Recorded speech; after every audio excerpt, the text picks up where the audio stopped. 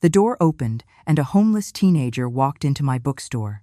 16 years old, dirty clothes, worn backpack. She asked if I was hiring.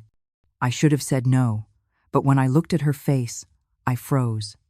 She looked exactly like someone I knew, someone I hadn't spoken to in 2 years.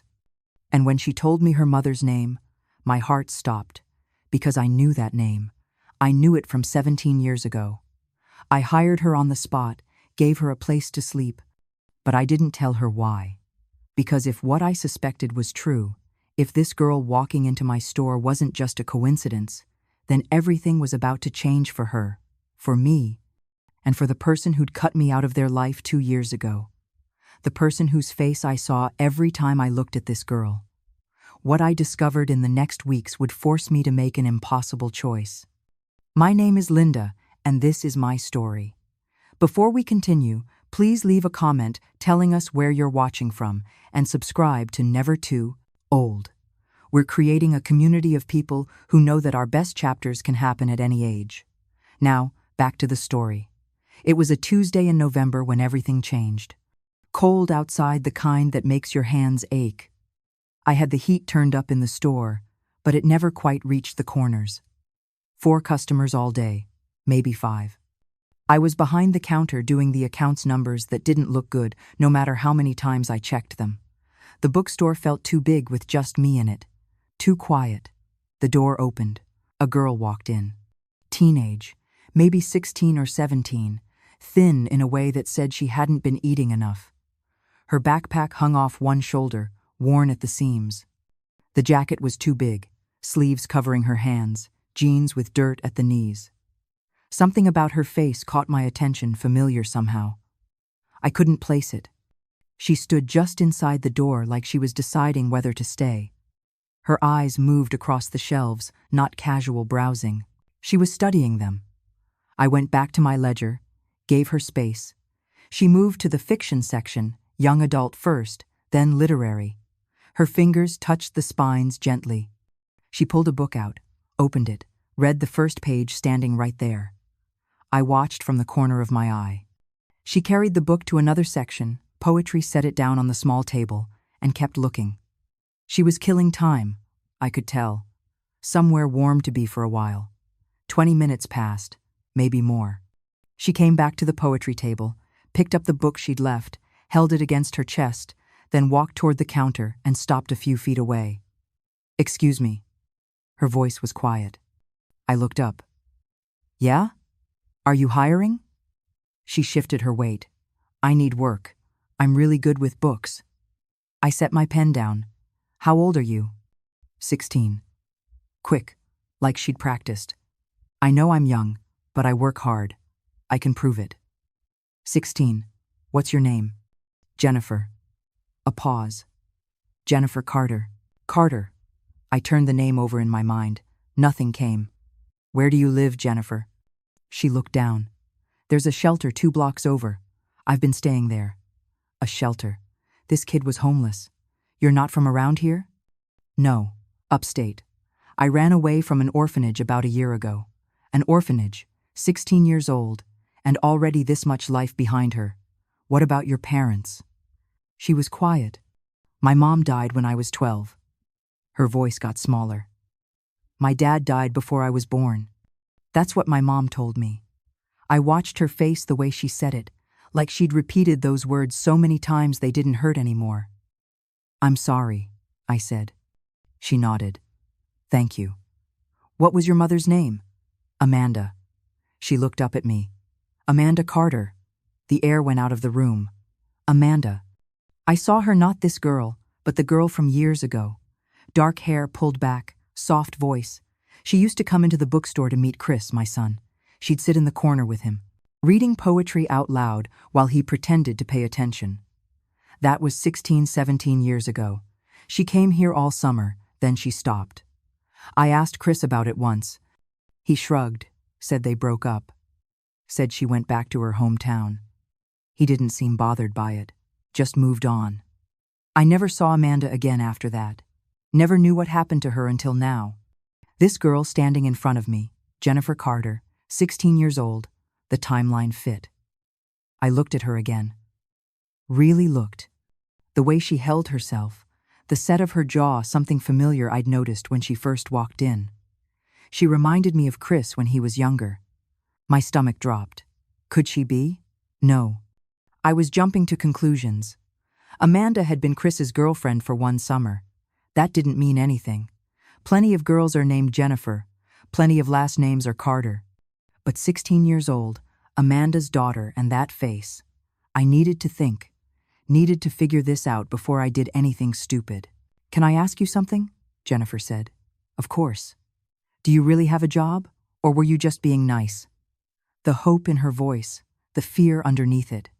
I made my decision. I have a job. You're hired if you want it. Her eyes went wide. Really? Can you start tomorrow at 9? She stared at me. You don't know anything about me. I know you love books. That's enough for now. She was shaking just a little. I don't have references or anything.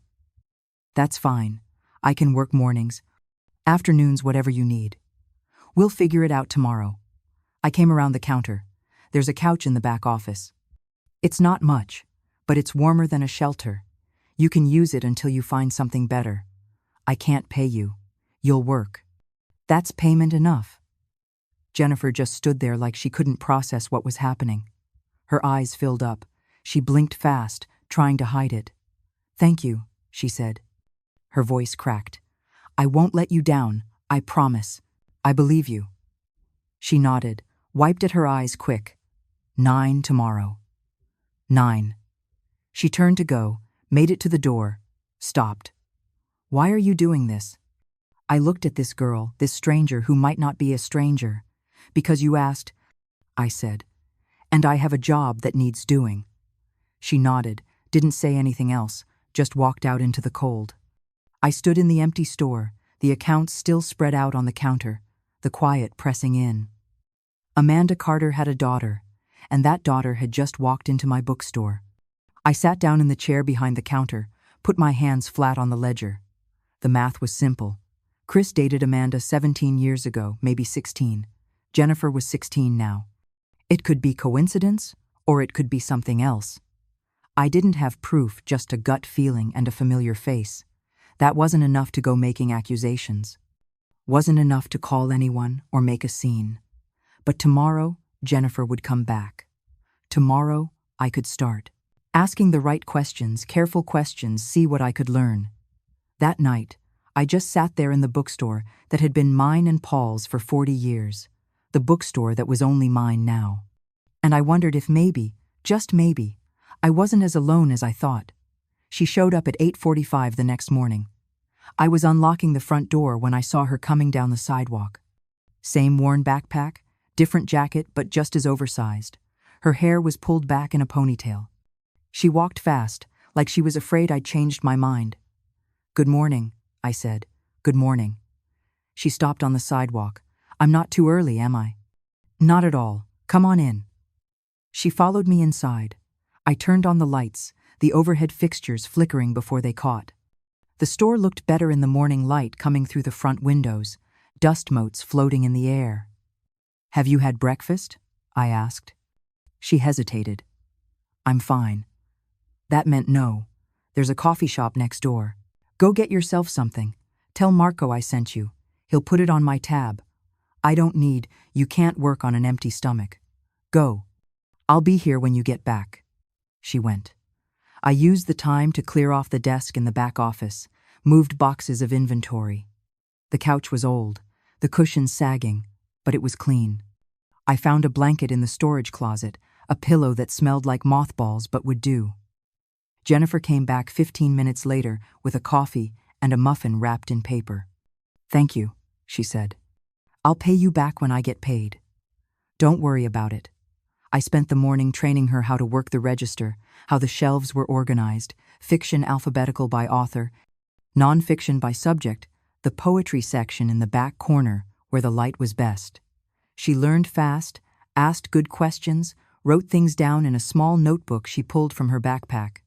Do you get a lot of customers? She asked. Not like we used to. People buy books online. Now. That's sad. It is what it is. She ran her hand along a shelf of hardcovers. These are beautiful, though. You can't get this from a screen. I liked her already. By lunch, I let her handle the register while I did inventory in the back. I watched through the doorway. She was careful with the customers, polite. She recommended books to a woman looking for something for her daughter. During a slow stretch in the afternoon, I found her sitting on the floor in the poetry section, her notebook open. She was writing something, then crossing it out. "What are you working on?" I asked. She looked up, startled. "Nothing, just." She closed the notebook. "Stories, I guess." "You write?"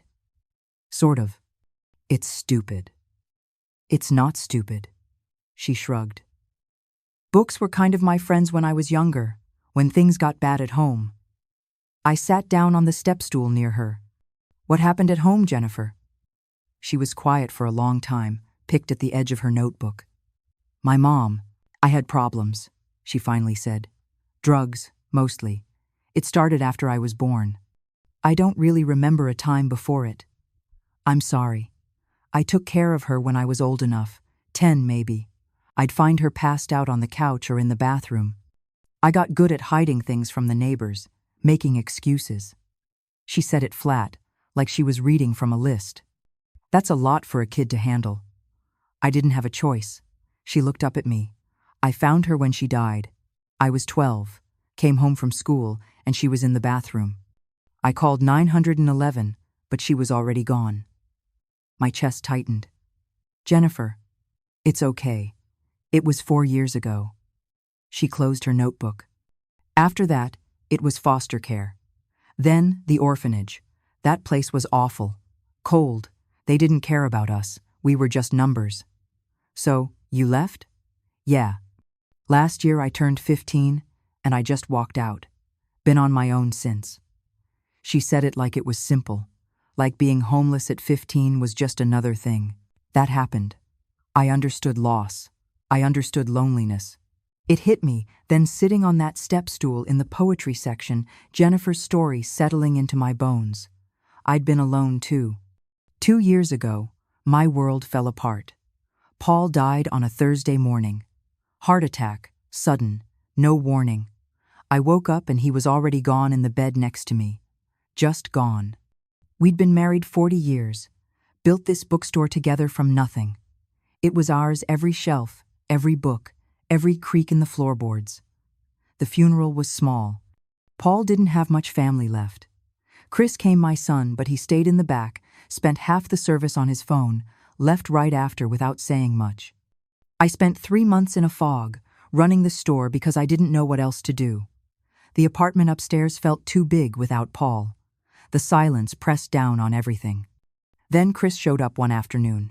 He had a business plan, subscription boxes, curated products for young professionals. He needed $350,000 to get started. He wanted me to sell William's bookstore. "Think about it, Mom," he said. "This place barely breaks even. You're working yourself to death for what? Dad's gone. You don't need to keep doing this." I stared at him. "This store is all I have left of your father. It's a building. It's inventory. Dad wouldn't want you struggling. I'm not selling." His face changed, got hard. "You're choosing this over helping your own son." "I'm not choosing anything. I'm keeping what your father and I built. Dusty books over your son's future." "Got it, Chris. Forget it." He stood up, grabbed his coat. "Don't expect me to be around to watch you struggle. I'm done." He left. Didn't call. Didn't visit. 2 years of silence. I lost Paul. Then I lost Chris, by his own choice. I ended up completely alone, just like Jennifer. We both lost the people we loved. Both ended up with nobody. I looked at her sitting there on the floor, this kid who'd survived things. I shouldn't have had to survive. And I saw the timeline clear as day. Chris and Amanda dated 17 years ago, maybe 16. Jennifer was 16 now, born after Amanda left. It could be nothing, or it could be everything. I needed proof, real proof, before I did anything that couldn't be undone. That night, after Jennifer went to sleep on the couch in the back office, I sat at the computer upstairs, searched for DNA tests, found a company that did ancestry matching, ordered 2 kits. They arrived 3 days later. Jennifer was restocking the young adult section when I brought them downstairs. "Hey," I said. "I got something kind of random." She turned around. "What's that?" I held up the boxes. Ancestry DNA kits. I read this book about genetics a few weeks ago, got me curious about my family tree. I ordered 2 by accident. "Want to try it with me?" She looked at the box. "Really? Could be fun. See where our families came from." "I don't know much about my family. Just my mom." "That's okay. It might show you something interesting." She shrugged. "Sure, why not?" We opened the kits at the counter, read the instructions together. The process was simple. Swab your cheek, seal the tube, mail it back. Jennifer did hers first. I watched her spit into the tube, cap it, shake it. "That's it?" she asked. "That's it. I did mine." We packaged them up, walked to the post office together, and dropped them in the mail slot. "How long does it take?" Jennifer asked. 3 weeks, maybe 4. "That's a long time." "Good things take time." She smiled, the first real smile I'd seen from her. We walked back to the bookstore in the November cold. The sun was setting early. The streetlights were already on. 3 weeks until I'd know for sure. 3 weeks until I'd have proof. And then I'd figure out what to do about Chris. The waiting started the next morning. Jennifer showed up at 8:30 with 2 coffees from Marco's and set one on the counter in front of me. "Thought I'd return the favor," she said. It became our routine. Morning coffee, her behind the register while I unpacked new inventory. Lunch shared in the back office. Her asking questions about books I'd loved. Me learning bits and pieces about who she was. The first week passed slow. Each day I watched her, looking for more signs, more proof beyond a familiar face, and a timeline that fit. She worked hard, never complained, never showed up late. On Thursday, I found her reading in the poetry section during her break, the same spot she'd been that first day. "Find something good?" I asked. She held up the book. "Mary Oliver." She paused. "My mom used to read poetry," she said, "when I was little, before things got bad." I sat down on the step stool. "What was she like before?" Jennifer's face softened. "She was good, really good. She'd make up voices for different characters when she read to me. She loved books almost as much as I do." "Almost?" A small smile. "I might love them more." "What happened to her? I mean, what changed?" Jennifer closed the book, ran her finger along the spine. "I think she was sad. My whole life, probably. Her parents kicked her out when she got pregnant. She was 20. She tried to make it work, but I don't think she ever stopped being heartbroken about it." 20, same age Amanda was when Chris dated her. "The drugs started when you were young?" "Yeah, I remember being maybe 5 or 6, finding needles in the bathroom, not knowing what they were." She paused. "By the time I was 10, I was the one taking care of her. That's too much for a kid. I didn't have a choice." She opened the book again, stared at the pages without reading. But there were good days. Days when she'd be clean for a week, sometimes 2. She'd take me to the library. We'd check out stacks of books. She'd read poetry to me at night. "What kind?" "All kinds. Neruda, Dickinson, Frost." She had this old collection, torn cover, pages falling out. She gave it to me right before. Jennifer stopped. "Right before things got really bad. Told me to keep it safe." "Do you still have it?" She nodded, reached into her backpack, and pulled out a small book. The cover was held together with tape, pages yellowed and bent. "I carried it with me everywhere on the streets, in the shelters.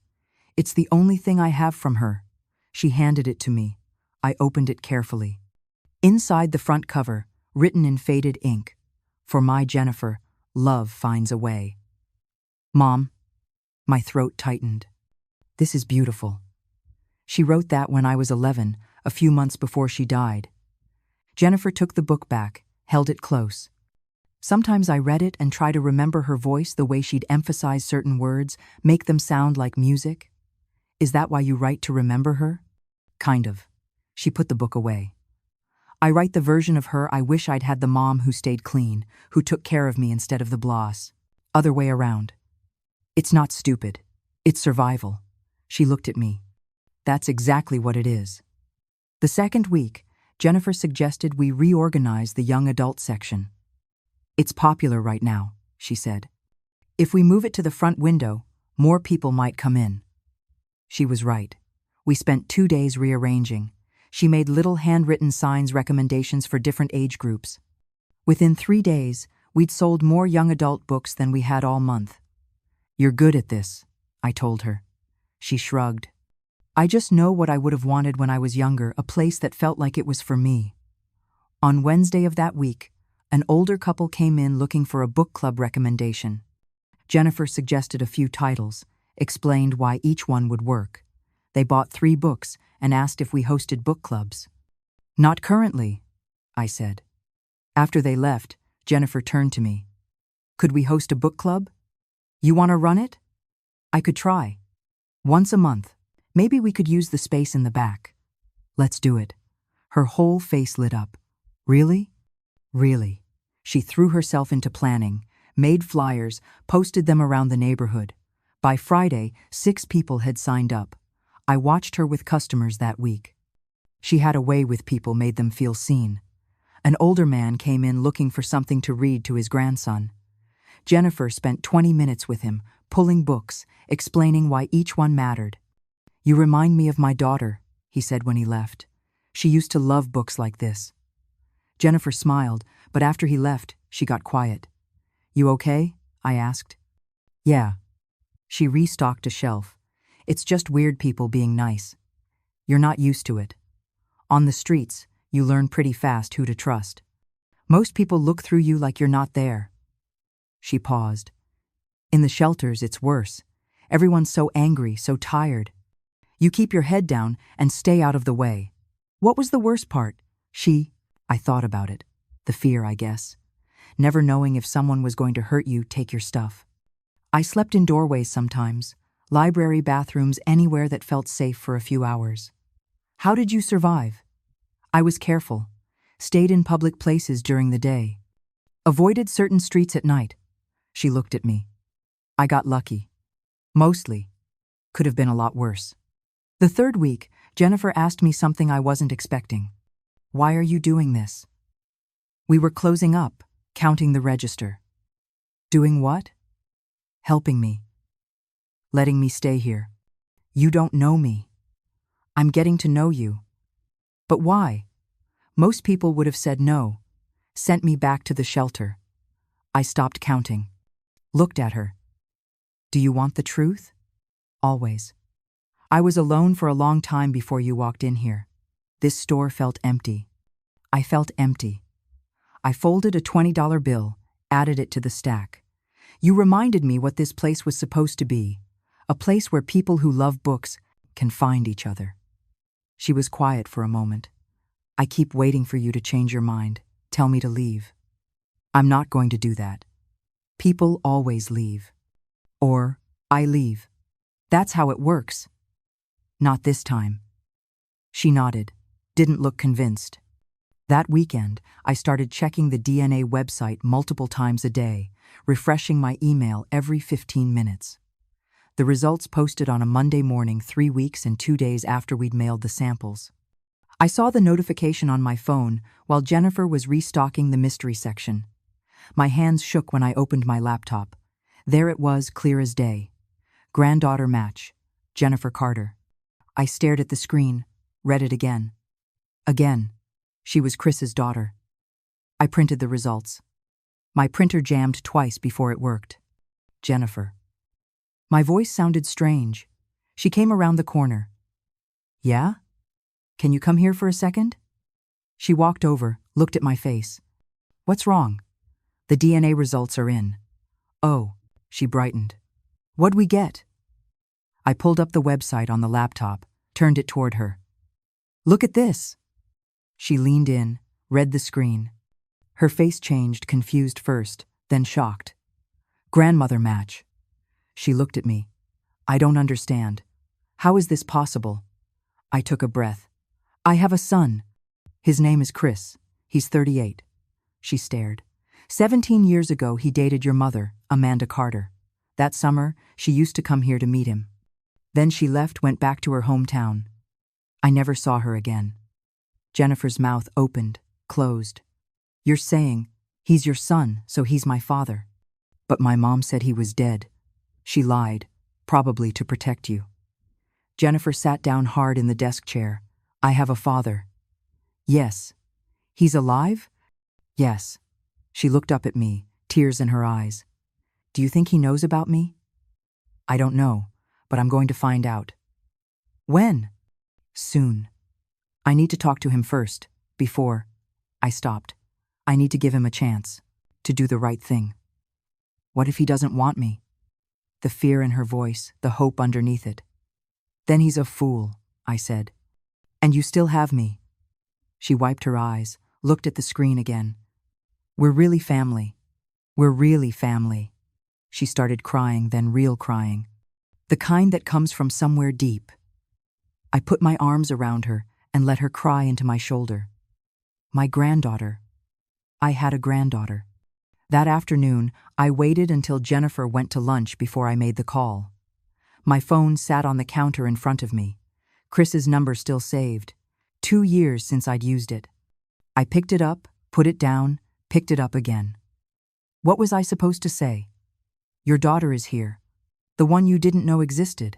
Actually, maybe you did know. Maybe you knew and never cared. I dialed before I could talk myself out of it.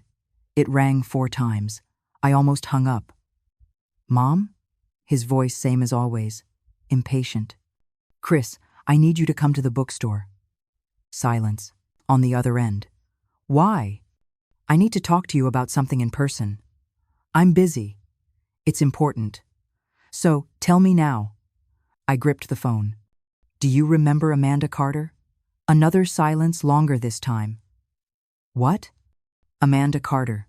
You dated her 17 years ago. Why are you… He stopped. Why are you bringing her up? Just come to the bookstore today if you can. Mom, I don't have time for… Make time. My voice came out harder than I meant. This isn't something we can do over the phone. He sighed, heavy and annoyed. Fine. I can be there at 4. 4 works. He hung up without saying goodbye. I stood there, holding the phone. My hands were shaking. Jennifer came back 20 minutes later with a sandwich from the deli down the street. You okay? She asked. You look pale. I called him. She set the sandwich down. And? He's coming at 4. Her face went through about 10 emotions at once. Hope, fear, excitement, dread. Should I be here? She asked. Maybe stay in the back office. Let me talk to him first. What if he's happy? What if he wants to meet me?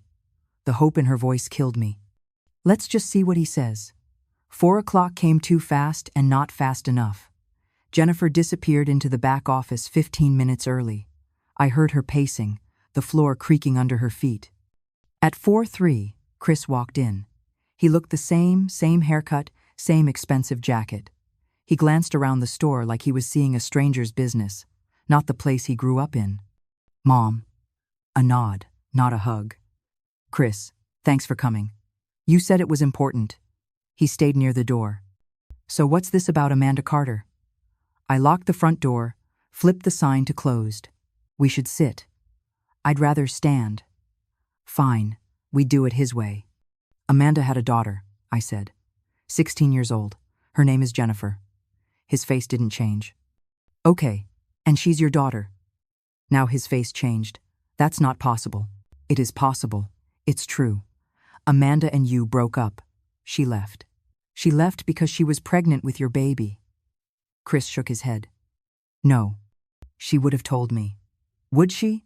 Or would she have been too scared, too hurt? He looked away, jaw tight. This is insane. I pulled the DNA results from under the counter, unfolded them, set them in front of him. These are DNA test results. Jennifer took one. I took one. She's my granddaughter, which makes her your daughter. He stared at the paper. I watched his eyes move across the words, the numbers, the match percentage. Where did you get this? Does it matter? You tested some random kid without telling me. She's not some random kid. She's Amanda's daughter, your daughter. Chris pushed the paper away. I don't believe this. The science doesn't lie. Then it's wrong. Labs make mistakes. Chris, no. He stepped back. Why are you even telling me this? The coldness in his voice, like we were talking about a stranger, not his own child. Because she deserves to know her father, I said. Amanda died 4 years ago. Overdose. Jennifer was 12. She's been in foster care, in an orphanage. She ran away last year. She's been homeless. Nothing. No reaction at all. She's 16 years old. I continued, and she's been through hell. The least you can do is meet her. I don't want to be a father. He said it flat. Simple, like it was obvious. My stomach turned. What? I never wanted kids. I made that clear back then. You told Amanda that? Yeah. When she started talking about the future, I told her I wasn't interested. That's probably why she left. He said it like it was reasonable, like abandoning a pregnant woman was just a difference of opinion. So you knew, I said. You knew she was pregnant. Yeah, she told me. I told her I didn't want anything to do with it. I was clear about that. That's why she left before I had to deal with it. Deal with it. Like Jennifer, was a problem to solve. She's a person, Chris. A kid. Your kid. I have my own life. He crossed his arms. I'm not doing this. You won't even meet her? No. She's right here in this store working for me. His eyes flicked toward the back, then back to me. I don't care. How can you say that? Because it's the truth. He grabbed his keys from his pocket. Find someone else to guilt trip, Mom. I'm not interested in playing happy family. This isn't about playing anything. This is about a girl who deserves… What? A father who doesn't want her? That'll be great for everyone. You're unbelievable. No, I'm honest. He turned toward the door. Amanda made her choice. She had the kid. That was on her, not me. Don't contact me about this again. He unlocked the door, walked out, didn't look back. I stood there in the empty store, the DNA results still on the counter, the silence pressing down. That was it. That was my son. I heard the back office door open. Footsteps on the old floor. Jennifer appeared in the doorway. Her face told me she'd heard everything. He doesn't want me, she said. Not a question. Jennifer. It's okay. She wiped her eyes fast. I figured. It's not okay. He should want you. He should have. It's fine. Her voice cracked. I'm used to it. I came around the counter, pulled her into a hug. She cried quietly, the kind of crying you do when you're trying not to bother anyone. I'm sorry, I said. I'm so sorry. You tried. That's more than most people would do. He's wrong. You know that, right? This isn't about you. It's about him being selfish and cruel. She nodded against my shoulder. My mom was right. She told me he was dead. She was protecting me. She loved you. I know. We stood there for a long time, the store quiet around us, the afternoon light fading through the windows. Finally, Jennifer pulled back, wiped her face. So what now? She asked. Now you stay here with me. This is your home. You don't have to. I want to. I held her shoulders, looked her in the eye. You're my granddaughter. Your family. Chris doesn't get to decide that. What if he changes his mind? Then we'll deal with it. But I'm not holding my breath. She nodded, tried to smile. Can I ask you something? Anything. Do you think something's wrong with me? Like, why doesn't he want me? My heart broke. There's nothing wrong with you. Not one single thing. He's broken. Not you. Are you sure? I've never been more sure of anything. She hugged me again, tighter this time. Thank you, she whispered. For trying. For caring. You don't have to thank me. I do, though. We stayed like that until the light outside turned purple, until the streetlights came on. until the world felt a little less sharp. Jennifer went upstairs to lie down. I stayed in the store, cleaned up, put the DNA results in a drawer. Chris didn't want his daughter.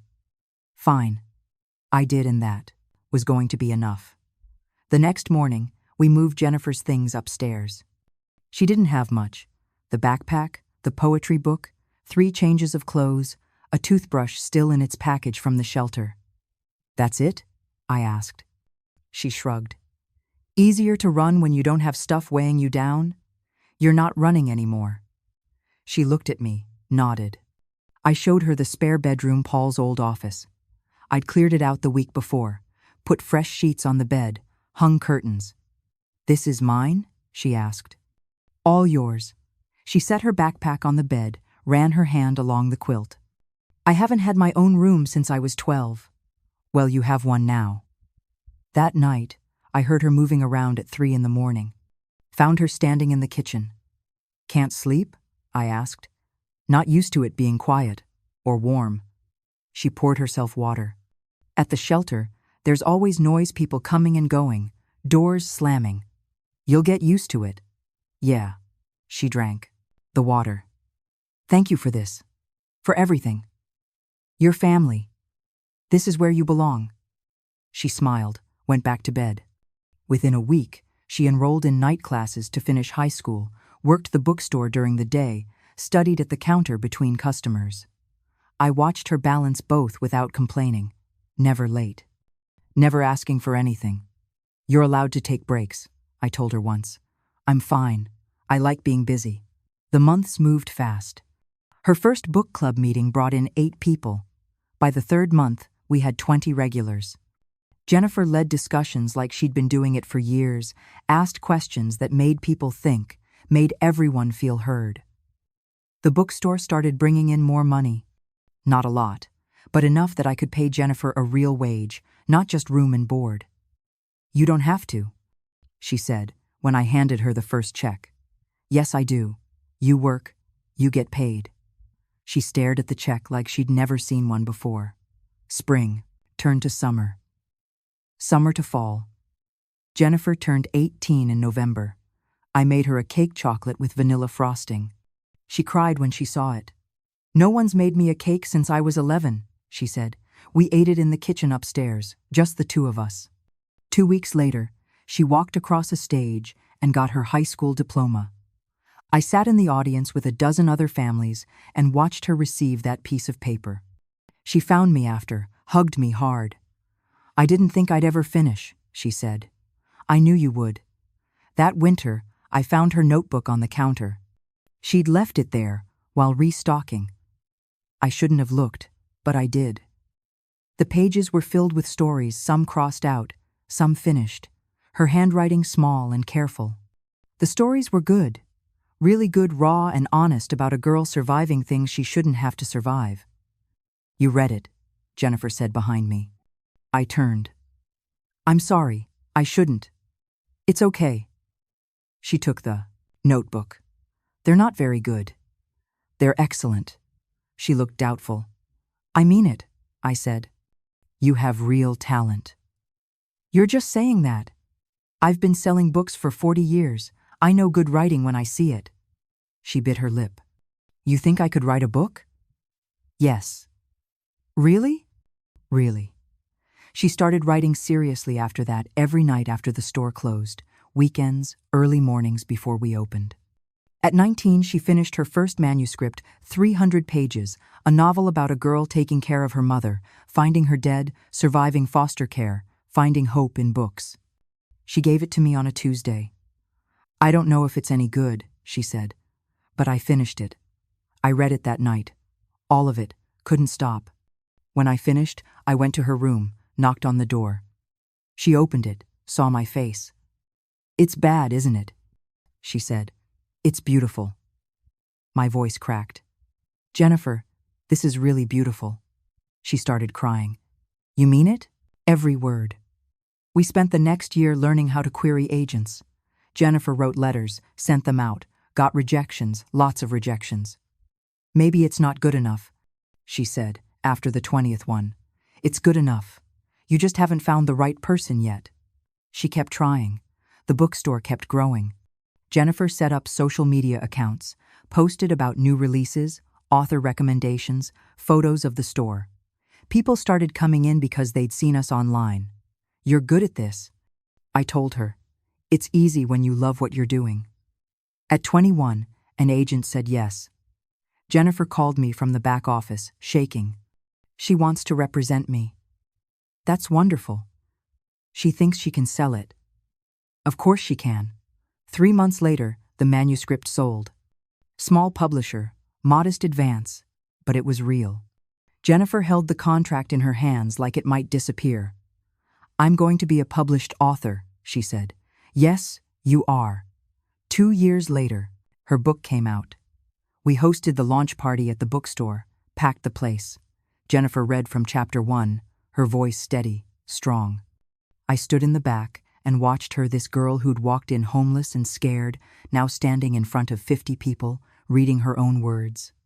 After everyone left, we sat in the quiet store. Thank you, Jennifer said, for believing in me. I'll always believe in you. The book did well. Not a bestseller, but it sold, got good reviews, won a regional award for debut fiction. The local paper did a small piece on her local author publishes first novel. Jennifer smiled for the photo, but didn't make a big deal of it. At 25, her second book came out, sold better than the first, made some bestseller lists, not the big ones, but enough. Publishers started paying attention. Her third book sold at auction 6 publishers bidding. The advance was $200,000. Jennifer came upstairs that day, sat at the kitchen table, put her head in, her hands. You okay? I asked. I don't know what to do with this much money. Save some, invest some. Buy yourself something nice. I want to give some to the bookstore. No? Why not? Because you earned that. Your words, your work. You gave me everything, she said. Let me give something back. We compromised. She helped with repairs, new shelves, updated the heating system, things the store had needed for years. The bookstore thrived. Jennifer thrived. We fell into rhythms. Morning coffee at the kitchen table before opening. Book talk during slow afternoons. Dinner together most nights. She'd tell me about her writing.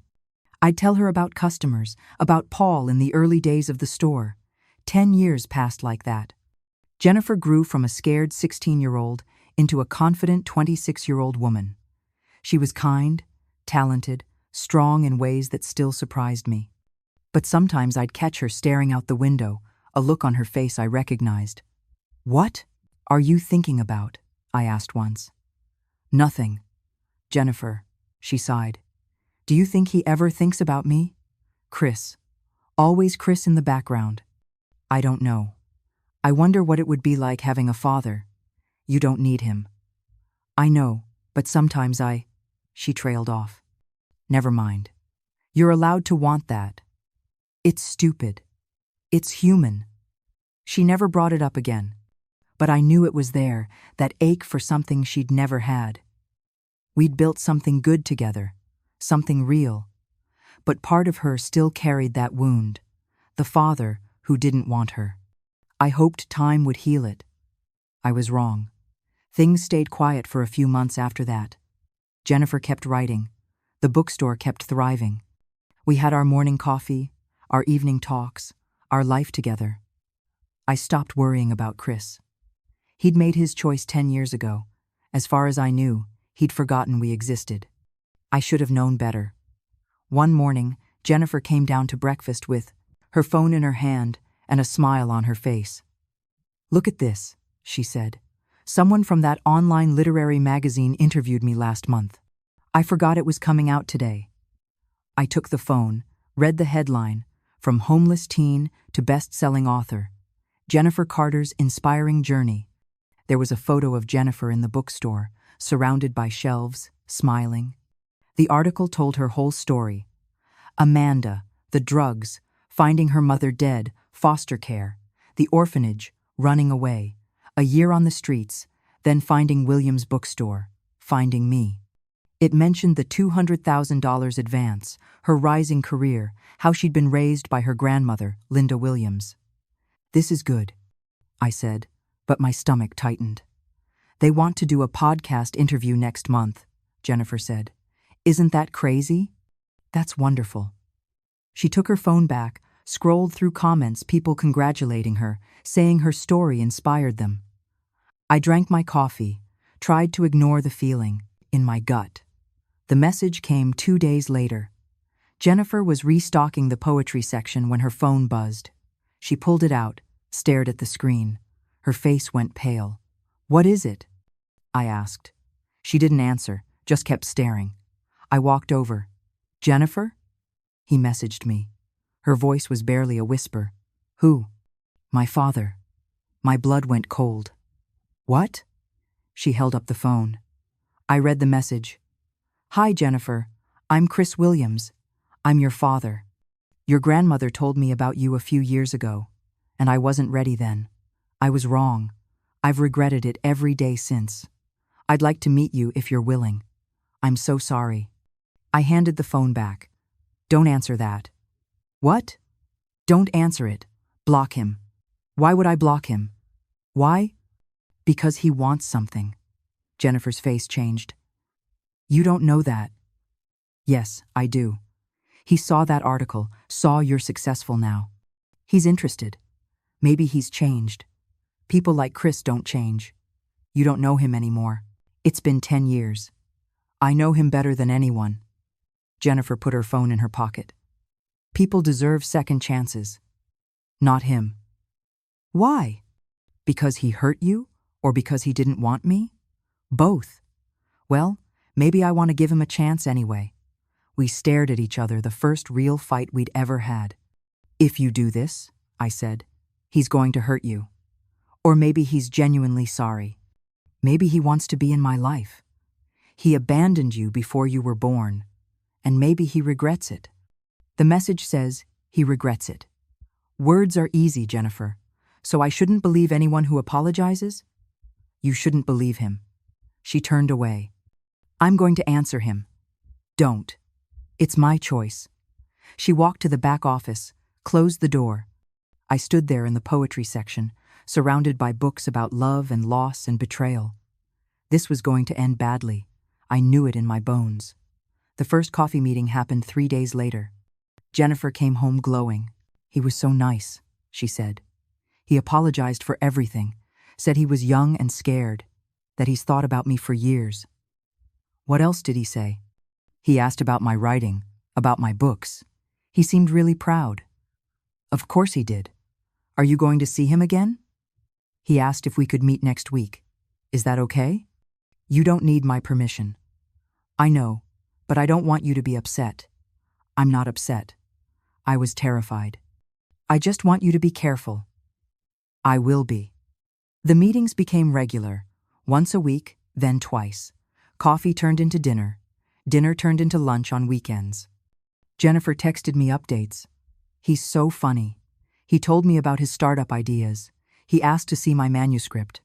I watched from a distance, waited for the other shoe to drop. After a month, Chris started showing up at the bookstore always when I wasn't there. Jennifer would mention it later. "Dad stopped by today. Dad." She was calling him Dad now. What did he want? Just to say, "Hi, he bought a book." "One of mine. How nice." "You don't like him being around." "I don't trust him." "You don't trust anyone." "That's not true. You've been alone for so long, you forgot what it's like to let people in." That stung. "I let you in. Because you had to. I needed help." "That's not why." "Then why don't you want me to have a father?"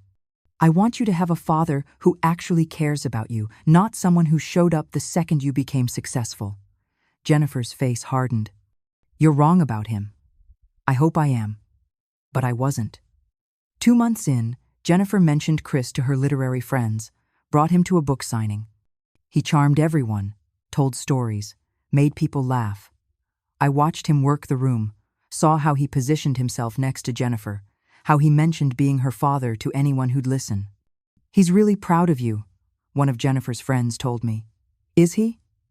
After 3 months, things shifted. Jennifer came home from dinner, with Chris quiet, thoughtful. Everything okay? I asked. He told me about a business opportunity. There it was. What kind of opportunity? Subscription boxes, he says. The market's coming back, better than it was 10 years ago. The same pitch word for word. How much does he need? Jennifer looked surprised. How did you know he needs money? Lucky guess. He needs investors, people who believe in the concept. And he asked you. He said he'd understand if I wasn't interested. But he wanted to give me first opportunity since I'm family. Since I'm family. The words made me sick. How much? She swallowed. $100,000 to start. But he says the returns could be huge. Jennifer, I know what you're thinking, but he showed me the business plan. It's solid. Don't give him money. It's my money. I know. But please don't do this. He's my father. He's a con artist. Stop. Jennifer stood up. You never wanted me to have a relationship with him. You're trying to sabotage this. I'm trying to protect you. From what? From having a parent who actually wants me? He doesn't want you. He wants your money. You don't know that. Yes, I do. No, you just can't stand that someone besides you cares about me. That's not fair. Neither is this. She grabbed her coat. I'm going for a walk. She left. I sat at the kitchen table, hands shaking. I had to do something, had to prove what Chris was really after. The plan came to me that night. It was risky. If I was wrong, Jennifer would never forgive me. But if I was right, she'd finally see the truth. I called Chris the next morning. Mom. He sounded surprised. What's going on? I need to talk to you in person. About what? About Jennifer. And money. Silence. Okay. When? Today. 4 o'clock. The bookstore. I'll be there. I hung up. Texted Jennifer. I need you to trust me. Come to the bookstore at 4:15. Don't come inside. Wait in the back office. Just listen. Please. She texted back an hour later. What's this about? Please just do this one thing for me. Fine. At 3:45, I closed the store early, locked the front door. Jennifer arrived at 4. I let her in through the back. What's going on? She asked. Chris is coming. I'm going to talk to him. I need you to listen from the back office. Why? Because I need to prove something, and you won't believe me unless you hear it yourself. This is crazy. Just listen. That's all I'm asking. She looked at me. You really think he's using me? I know he is, and if I'm wrong, then I'll apologize to both of you. She went to the back office, left the door cracked. Chris arrived at 4:03. I let him in, locked the door behind him. What's this about?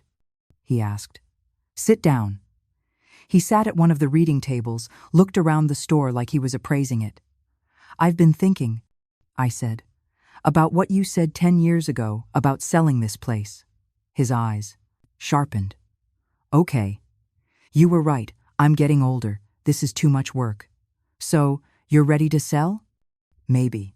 The property's worth more now. $450,000 at least. I watched his face, saw the calculation happening. That's good, he said carefully. I'll sell it, I said, and I'll give you all the money. What? Every penny. $450,000. Maybe more if I get a good offer. He leaned forward. Why would you do that? One condition. What? You disappear from Jennifer's life completely. No contact, block her number, block her social media, walk away and never come back. Chris stared at me. You're serious. Dead serious. The money's yours if you leave her alone. She's an adult. She can make her own choices. Then, make yours. The bookstore or your daughter. He was quiet for maybe 5 seconds. Deal. My heart sank. I'd hoped I was wrong. When do I get the money? He asked. I need time to list the property. A few months. How do I know you'll actually do it? How do I know you'll actually leave? He smiled cold. I guess we trust each other. I guess so. I paused, Out of curiosity. Why the yes? Why not fight me on this? He shrugged. Be realistic. She'll get over it. She got this far without me. She doesn't really need a father. She wanted one, though. Sure. But that's not my problem. He looked around. And honestly, she's got her books, her writing. That'll keep her busy. Kids don't need as much as people think. That's your daughter you're talking about. That's $450,000 you're offering. He glanced around. Actually, with the right agent, you could probably get $500,000. Behind him, the back office door opened. Jennifer stepped out. Her face was wet with tears, but her eyes were clear. Chris turned, saw her. His expression didn't change much, just a slight tightening around his mouth. Hey, Jen, don't. Her voice was steady. Don't call me that. Look, this is exactly what it looks like. She walked closer. You were using me. I wasn't. You were waiting for me to give you money the whole time. Every coffee, every dinner, you were just waiting. That's not true. Yes, it is. You said it yourself. I don't really need a father. Chris stood up. She set this up. She manipulated this whole conversation. She was right about you the whole time, and I didn't believe her. Jennifer, come on. You're smarter than this. Yeah, I am. She crossed her arms. Get out. There's no bookstore money, is there? He looked at me. No, I said. His face went hard. This is ridiculous. I never wanted a kid then, and I don't need this drama now. He grabbed his jacket. You two deserve each other. Stuck in this pathetic bookstore, playing happy family. He walked to the door, unlocked it, slammed it behind him. Jennifer stood there, shaking. I went to her, put my arms around her. She collapsed and sobbed into my shoulder. I'm sorry, I said. I'm so sorry you had to hear that. You were right. You were right about everything. I wish I'd been wrong. I really thought. She couldn't finish. I know. I'm so stupid. You're not stupid. You wanted a father. That's human. He never cared. No, he didn't. We stood there in the bookstore, just the two of us, the only family either of us needed. Thank you, Jennifer said finally. For what? For saving me from making a huge mistake. That's what family does. She pulled back, wiped her eyes. I love you. I love you too. Outside, the streetlights came on. The world kept turning. But inside William's bookstore, we had everything we needed. A year passed. We didn't hear from Chris, not a word. Jennifer blocked his number, blocked his social media. He was gone from our lives like he'd never been there at all. Good riddance. Jennifer's third novel hit the bestseller lists in the spring. Not just the small ones, the big ones. The New York Times, USA Today. Her face on displays in bookstores across the country. We celebrated with takeout Chinese food in the apartment, just the two of us, the way we liked it.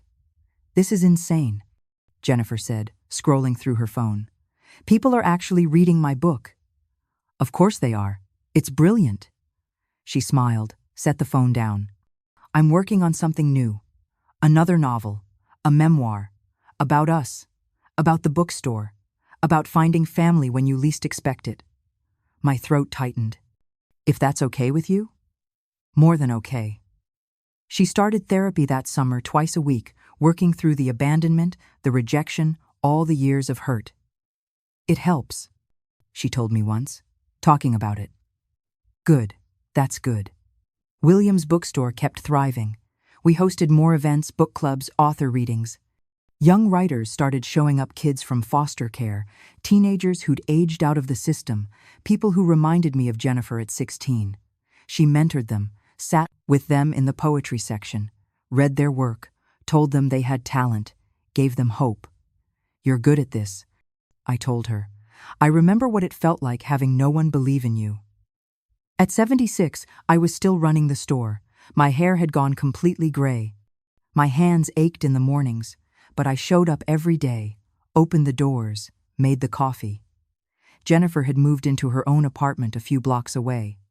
She decorated it with books, framed covers of her novels on the walls, but she came to the bookstore every morning. We still had our coffee together, still talked about books, still lived the rhythms we'd built over 12 years. Her fourth book came out in the fall. I opened it to the dedication page. To Linda, who gave me home, family, and stories. I cried right there at the counter, didn't even try to hide it. By December, we were planning the Christmas event, Jennifer's latest novel, a reading and signing. We decorated the store lights in the windows, garland on the shelves. It looked like something from a movie. The night of the event, people packed the place standing room only. Customers I'd known for years. New faces who'd discovered us online. Young writers Jennifer had mentored. Friends from her writing community. Jennifer stood at the front, read from chapter 3, her voice clear and strong. I stood in the back, watched her command the room, this woman who'd walked in 12 years ago with nothing but a worn backpack and a desperate hope. She'd built this her career, her life, her confidence. After everyone left, we cleaned up, stacked chairs, swept the floor, put the garland back in place. I made tea in the back office, brought out 2 cups. We sat in the reading chairs by the window, the street outside dark except for the streetlights, the store warm and quiet around us. "I never thanked you properly," Jennifer said. "For what?" "For that day when I walked in here. You didn't have to hire me. You didn't have to care. I saw you. That's all. Most people don't see homeless kids. They look away." "Well, I'm glad you didn't." "Well, me too." She sipped her tea. "This store was dying when you got here, you know. I barely had customers. You saved me too," I said. We sat in comfortable silence, the kind that only comes from years of knowing someone, of building a life together one day at a time. Jennifer laughed suddenly, something she'd read on her phone. The sound filled the store, bounced off the shelves, warmed the corners that used to feel so cold. I looked around at the books, at the lights in the window, at this girl who'd become a woman who'd become my family. 12 years ago, I'd been alone, grieving, going through the motions. Then a girl walked in asking for a job, and everything changed. Not because of grand gestures or dramatic moments, but because of coffee in the mornings, books shared in the afternoons, dinner conversations that stretched into evening small kindnesses, that built into something unbreakable. Chris never understood that. He'd been looking for something big, something profitable, something impressive. He'd missed what was right in front of him. His loss. Jennifer set her cup down. "I should head home. Early morning tomorrow." "Okay." She hugged me at the door and said, love you too." She walked out into the December cold. I watched through the window until she turned the corner. Safe. I locked up, turned off most of the lights, left the window display glowing. Upstairs, the apartment was quiet, but not lonely anymore. Never lonely. I made myself another cup of tea, sat at the kitchen table, looked at the framed photo Jennifer had given me last Christmas, the 2 of us in the bookstore, both smiling. My granddaughter. My family. Tomorrow she'd be back. We'd have our coffee, talk about books, serve customers, live our ordinary, extraordinary life. So, that's my story. I'd love to hear what you think. Should Jennifer have given Chris a second chance or listened to me from the start? Let me know in the comments and subscribe for more stories like mine.